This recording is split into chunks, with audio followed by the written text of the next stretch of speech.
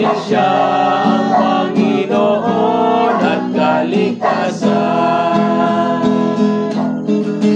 Puso ay buksan mo, pakinggan ang awit ko. Si Jesus ang daan at Diyos ng kaligtasan. Papasok sa puso mo at ikaw ay magbabago. Ngayon ang puso ay buksan mo. Sa lamig ng gabi, ikaw ay tinawag niya. Si Jesus sa iyo'y naganyaya. Kung ikaw ay natutulog pa, ngayon ay umising na. Gising na at magdalangin ka. Puso ay buksan mo, pakinggan ang awit ko. Si Jesus ang daan at Diyos ng kaligtasan. Papasok sa puso mo at ikaw ay magbabago. Ngayon ang puso ay buksan mo.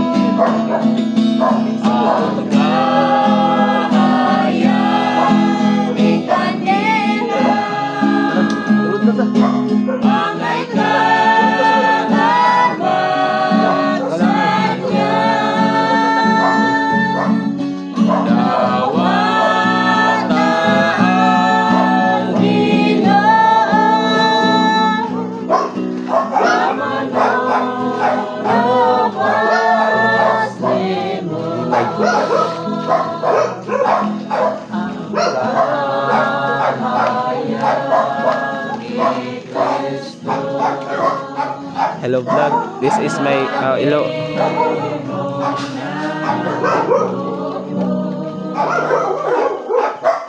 Sali sa Dio ikso.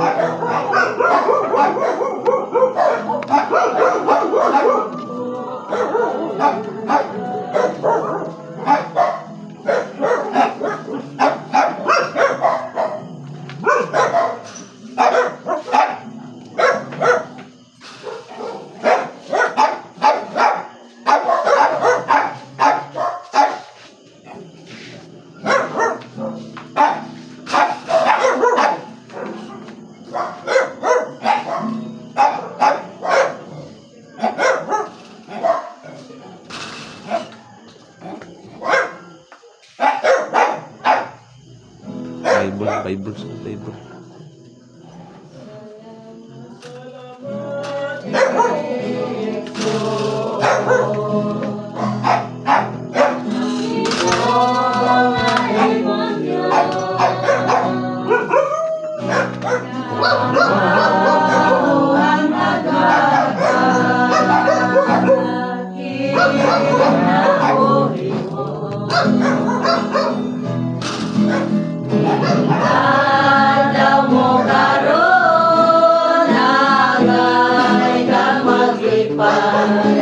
Ang Diyos na nagbantay, kanimo na guban siya.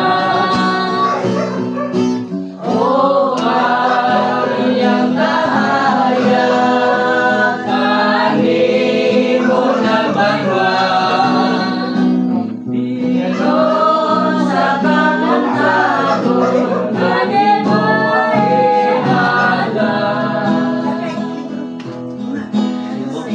Bawin mo ang Diyos, inadaw mo karon. Ato nga halaran, ikatungkad sa labatan. Iinig sa itagon, imo kalawaton. Laging sa adlaw mong malawyan.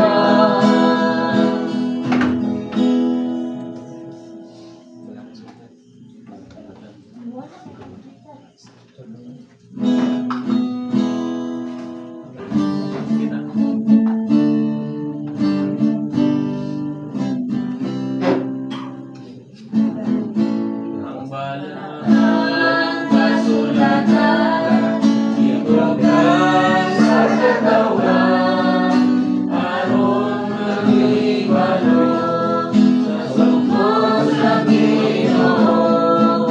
Sa hapit na siya mong mayang sa langit ang tanan, sugod niya panlakaw ka mo, bisan yaw ang tulong ko.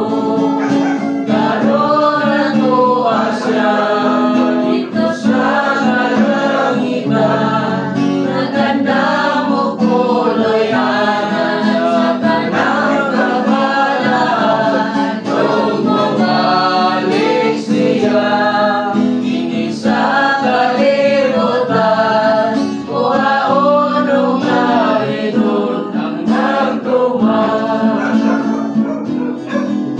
Sa tumanon pa hanggang nasugod niya, samtang may panahon pa. Ang turang isang yaw, ang kaluwasan ta. Sa hapit na hukmi ang kalimutan, ang magkakasigon kita. Aron di paningan sa dugo sa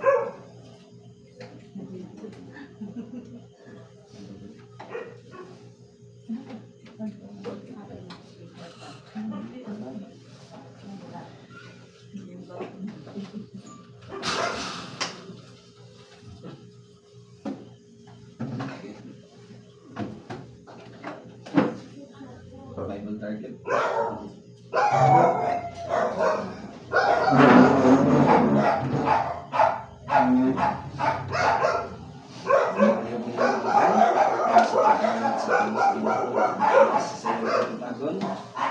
Pinutlo ini diha sa Salmo kapitulo 88 versikulo 1 hanggang sa mga naguluhan kini tuaw sa pagkatabang sa ngalan sa Ama, sa Anak, sa Espiritu Santo. Ang pulong nag-iyon. Ang Ginoo nga akong Dios, akong manluluwas.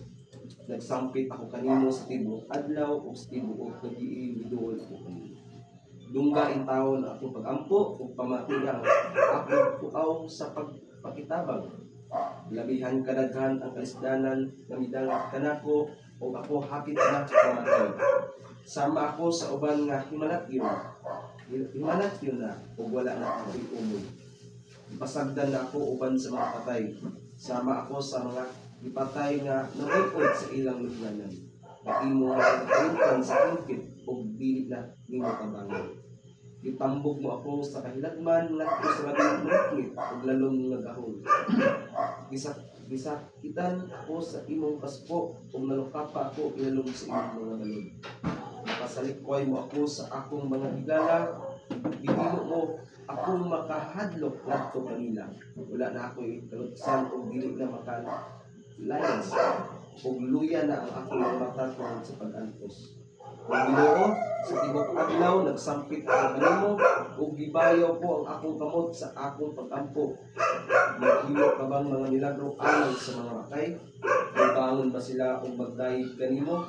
Gihisgutan ba dito sa lugnanan ang makanunayon mong buhay o ang imong pagkamaunungon dito sa dapit sa kalagayan. Makikita ba ang imong mga milagro dito sa dapit nga mangitngit o ang imong kaayo dito sa yuta sa mga hinikalimtan? Oo, Ginoo, nagpakitabang ako kanimo, matagbuntag nagampo ako, nganong salikway ko man ako o Ginoo.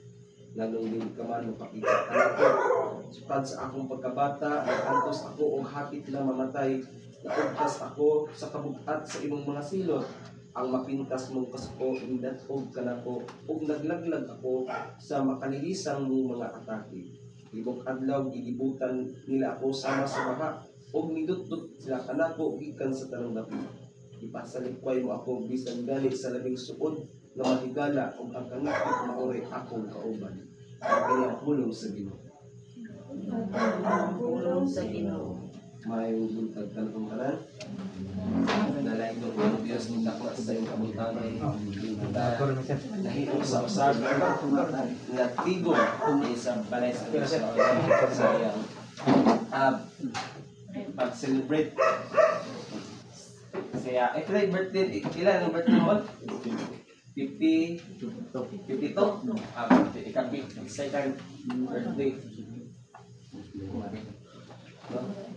Ika-50 mo na ni Abalabel. So, bata pa.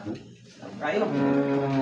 Bata pa. Sila na hindi kayo Ginoo, no? Kaya naghatag o usap o laking pang kapatigan ni Abalabel.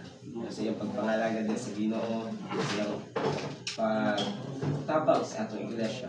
So, kitagaan siya, another blessing, kining atong bagong kinabuhi, ang tuig sa iyang nauganihan. So, din sa pulong, iyang napalaban din sa Salmo 88, pagto na ko gamay, kaning sa Power on. USB. Nag-ingon, O Ginoo ang akong Dios, akong manluluwas. Nagsampo ako kanimo sa tibok adlaw, at sa tibok gabi, midungol ako kanimo. So, karon kay birthday man niya ko label, ato hinungdan natin suunan nga sa diha na gihimo sa Dios. Karon ang adlaw, naghimo ang Dios og tao. No? Karon adlaw nga gihimo sa Abel. Iyang bitaw birthday niya. Yung mga birthday niya. Then, atong hinunduman niya sa diha nga mag-birthday ta is pasalamatan na to ang Dios. Justice, no? Pabasa. Justice. Pasalamatan na to ang Dios sa matag 2 weeks na kinabuhi. Hindi ko mga and very thankful sa ni malipayon niya nidawat sa kapalader. So, di na ako tas ang kayo, at ang kayo mangmawali. Power on. Line mode. Hatag na ko ni Reverend Dwight Morales para sa ubang pang mensahe. Kang salamat ng mga buntag.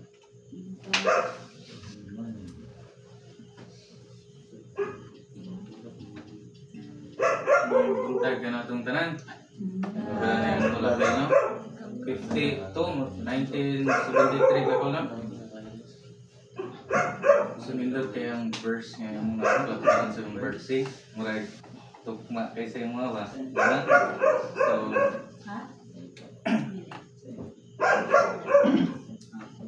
sa Salmo 88, pala na yung pagbabasahang pagbalik. Uluhan kining tuaw sa pagpakitabang.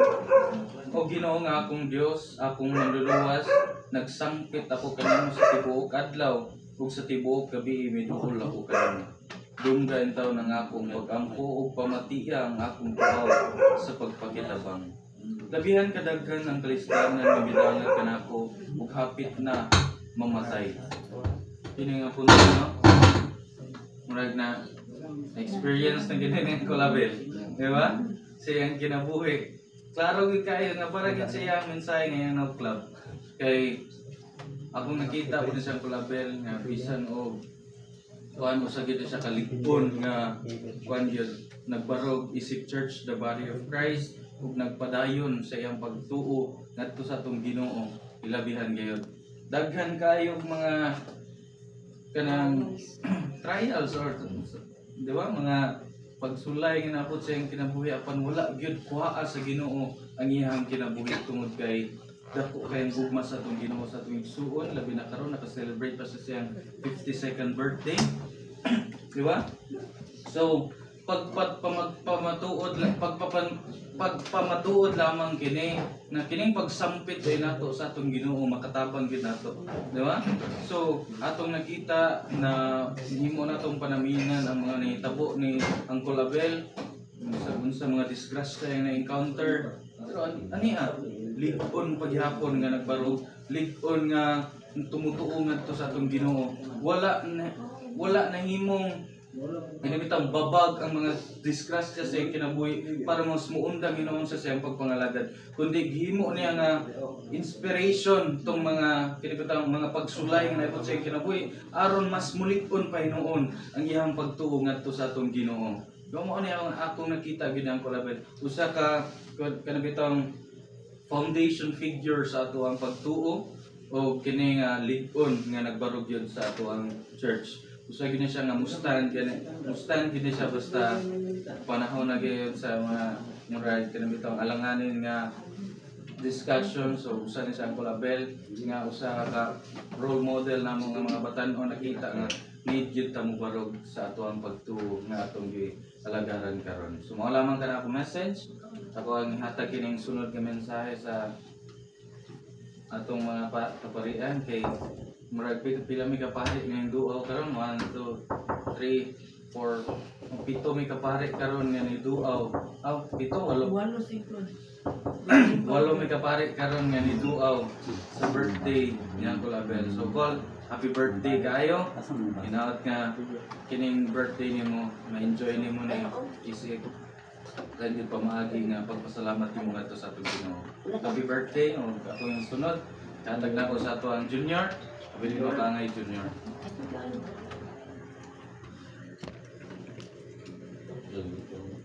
Darap sa mga sito.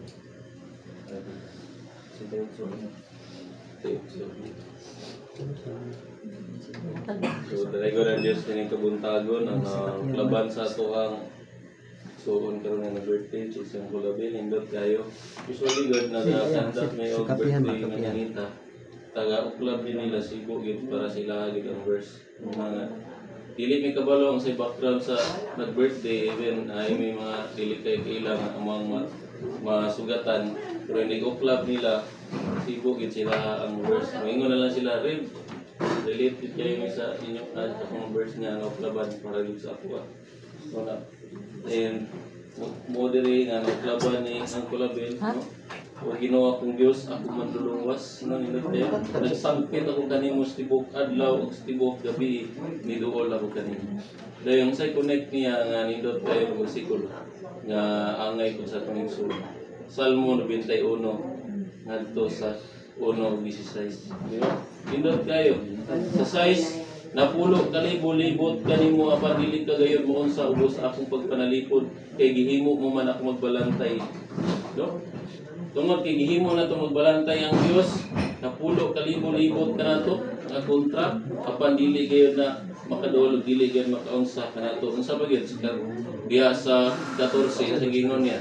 Tungod kay gipahiluna niya yang gugma kanako, magtawag siya kanako ako motubag kaniya. No, yang giingon. Mutawag kaniya, siya mutubag nato kay gipahiluna nato siya diha sa atong gugma, gipahiluna nato ang gugma kaniya. Nang sa pagingon niya dito, luwason ko siya ug akong pasidunggan siya ug akong pagatagbawon siya sa kataas nga kinabuhi. Sa pindot pasaling sa tong Ginoo sa 16 bersikulo 16, no? Luwason ko siya ug akong pasidunggan siya ug akong pagatagbawon siya sa taas nga kinabuhi. Nindot kayo nga Living Testament nga mabasa na to sa Biblia nga nahitabo gyud ka angkol nga even unsa ka worst ang iabot sa iya, gibirahan ko siya sa una, dayon patay na to ha, aron patyon, pero ang driver pa ang ang driver pa ang siya pa yung drive, ang lawyer ay naunsa, no? Siya wala. No, inana ka katingalahan na itabo, bisan pila ka disgrasya naabot siyang kinabuhi. Mo na nga kato nga time nga nag-prayer meeting mi dito, di ko kalimot, fresh pa kay sa ako ang nauna itong dito sa balay nilang atindin. Pero medyo na kuhan dito, nadako dito. Ni-stand yun si uncle, ana siya. Kadugay na ninyo sa itong relihiyon, karon kaning kuhan. Kaya wala pa ba dahil mo kamukatungkad? No, mas po kay sa uncle atong nauna. Kay nasa wala na isortan. Kung ang iyahan ako nadunggan niya gingon, o wala pa ko ng aning relihiyon na, dugay ra ko nga. Dugay ra daw siyang wala. No?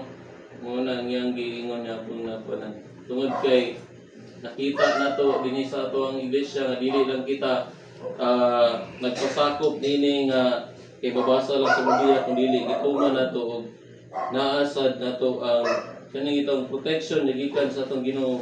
Babasahan jud nato muna angay jud nato pasalamatan diay sa diyang ma-celebrate sa atong birthday call sa Ecclesiastes 11:8 gibanggit mo to ganina nga pasalamati ang Ginoo sa matag tuig sa imong kinabuhi. Ngano man kinahanglan ta magpasalamat kay siya mo'y gigikanan sa atong kinabuhi.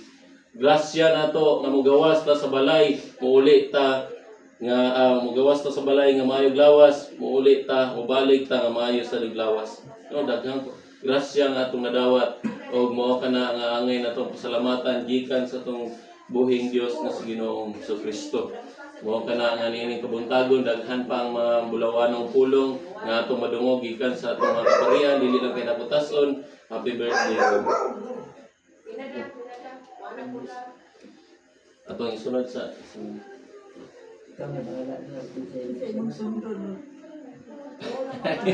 yung todlo o ni ay dapat day diri sa ta ako ni Kanayo una. Ayaw malipad mo dayo.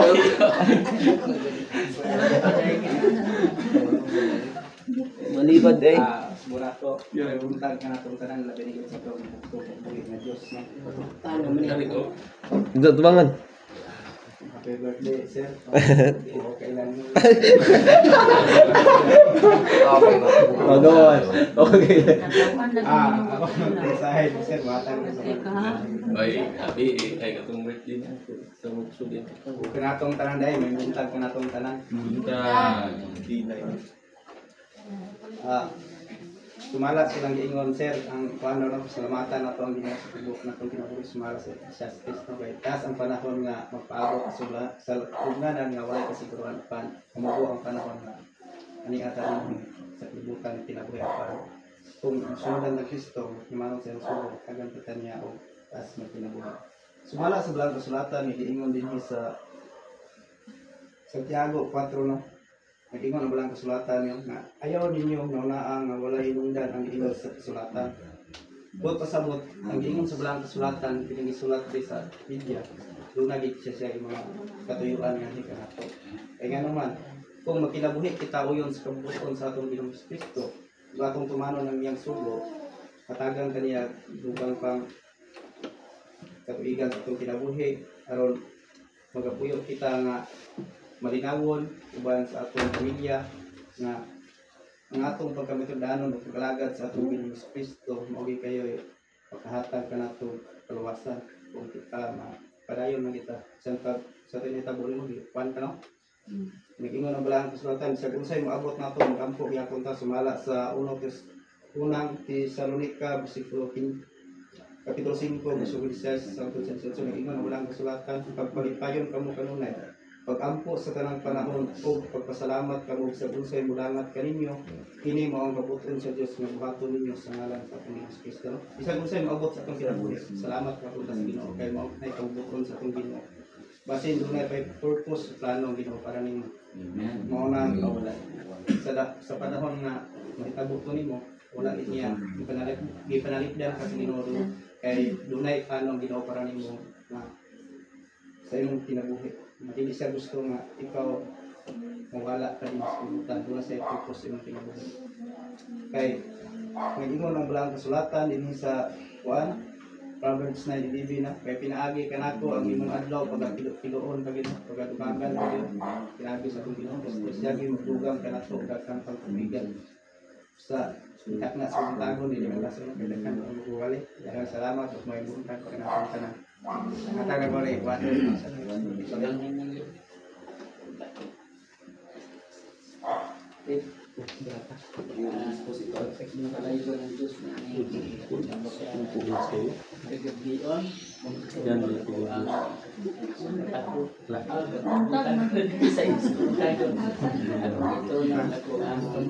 Katahuran ayong tanan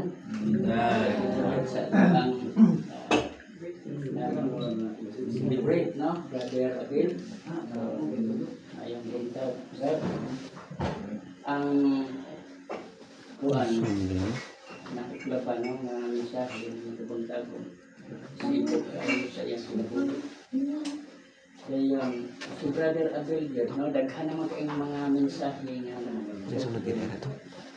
tungod niya ako nagpamatulog sa ito niya anak kay sa siya kataong maligong niya nagbarog sa ito ganit sa unang panahon mabalik-balik si Brother Abel sa iyang nag-meet me ang ako budawatay ako sa pagka-pari ito dayon moingon ko nga kung naamoy mga pangutana diha bahin sa iglesia doon kay mas naas siya'y taas na kong kahibalo isgutan so, ang akong masulti Didis Mateo akong mahatag nga diin kini siya wala makita sa uban pero ato ni siya nakita no sa ato ang igsuon Di plasan sa Mateo kapitulo